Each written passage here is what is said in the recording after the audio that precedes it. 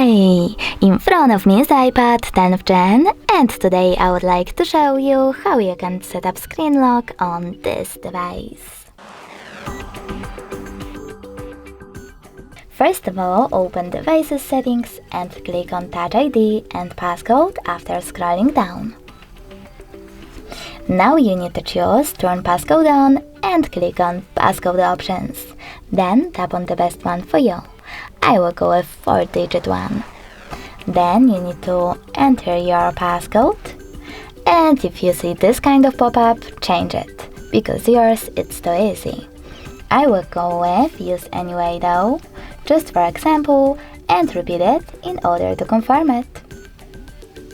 Now wait a couple of seconds, and if you wish to sign in to your Apple ID account. If you don't want to do that, just cancel at the top left corner here. And now when I go back, turn off my screen and then turn it back on, I can see that passcode is now required.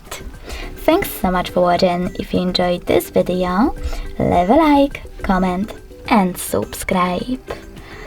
Bye!